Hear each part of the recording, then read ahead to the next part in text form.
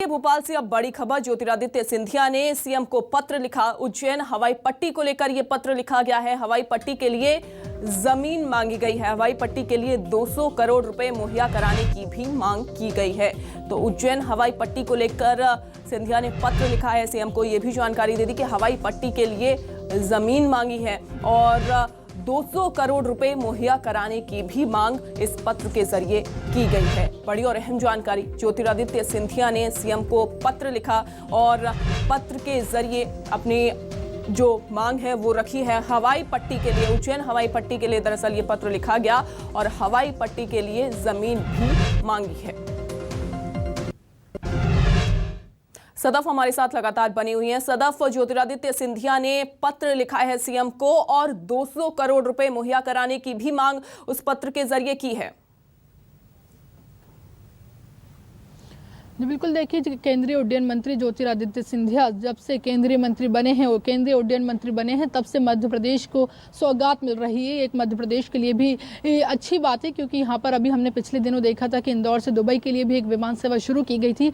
अभी हाल ही में जो ज्योतिरादित्य सिंधिया हैं मध्य प्रदेश के दौरे पर आए थे, जिसके बाद जब वो दिल्ली रवाना हुए तो एक्शन मोड में नजर आए हैं। ज्योतिरादित्य सिंधिया ने मुख्यमंत्री शिवराज सिंह चौहान को पत्र लिखा है और पत्र लिखकर ये मांग की गई है कि उज्जैन में हवाई पट्टी के लिए जमीन की व्यवस्था कराई जाए, जमीन मुहैया कराई जाए। साथ ही 200 करोड़ रुपए की भी यहाँ पर मांग की गई है। उनका ये कहना है कि महाकाल की नगरी उज्जैन से विमान सेवा हम शुरू करेंगे, जिसको लेकर ही ये पत्र लिखा गया है। बिल्कुल सदा, बहुत शुक्रिया आपका जानकारी देने के लिए।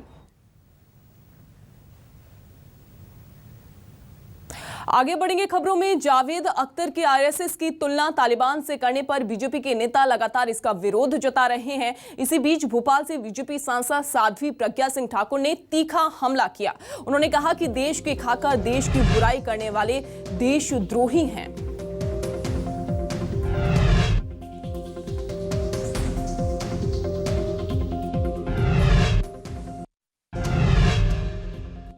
भारतीय जनता पार्टी आरएसएस को इन्होंने तालिबानी कहा। मैं एक बात पूछती हूँ, इस धरती पर रहते हो, इस धरती पर जन्म लेते हो, पूरा जीवन यहाँ व्यतीत करते हो और अंत में मर जाते हो, उसी की खाक में मिल जाते हो। मैं एक बात कांग्रेसियों से पूछना चाहती हूँ कि जब आपदा आती है तब तुम कहाँ चले जाते हो? वहीं मध्य प्रदेश की संस्कृति मंत्री उषा ठाकुर का कहना है कि सुख शांति के लिए विश्व का भगवाकरण जरूरी है। उन्होंने कहा कि मेडिकल कॉलेज में अब राष्ट्रवाद का पाठ भी शामिल हो। भगवाकरण मानवता के हित में है, ये उषा ठाकुर की तरफ से कहा गया है। और उन्होंने ये भी कहा कि पूरे विश्व का भगवाकरण होना चाहिए, जिससे मानवता सुख शांति से रह सके। उन्होंने आगे ये भी कहा कि भारतीय संस्कृति की आत्मा है भगवाकरण।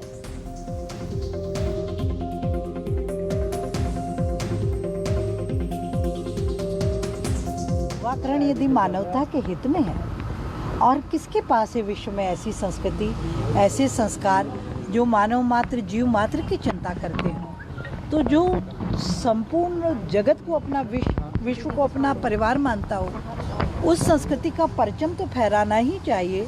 पूरे विश्व का भगवाकरण होना चाहिए, तो ही मानवता सुख शांति से रह पाएगी।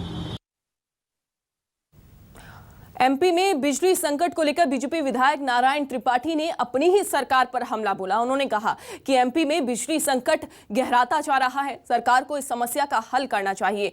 विधायक नारायण त्रिपाठी ने कहा कि अगर ऐसा ही चलता रहा तो जो स्थिति 2003 में कांग्रेस की थी, वही स्थिति भारतीय जनता पार्टी की हो जाएगी। इस पर गृह मंत्री नरोत्तम मिश्रा ने भी पलटवार किया और उन्होंने कहा कि हम बिजली संकट पर काम कर रहे हैं, जल्द ही इसका भी हल निकाल लिया जाएगा। 24 घंटा में 20 घंटा 22 घंटा बिजली नहीं है। अब इस मुद्दे पर यदि हम बात नहीं करेंगे, हम नहीं बोलेंगे, तो आखिर क्षेत्र में जवाब क्या? ये जनता भूलती नहीं है, सब याद रख। किसान मर रहा है, आदमी लोग मर रहे हैं बिजली से। तो हर हाल में जो 2003 की स्थिति कांग्रेस की थी, वो स्थिति भारतीय जनता पार्टी की भी हो।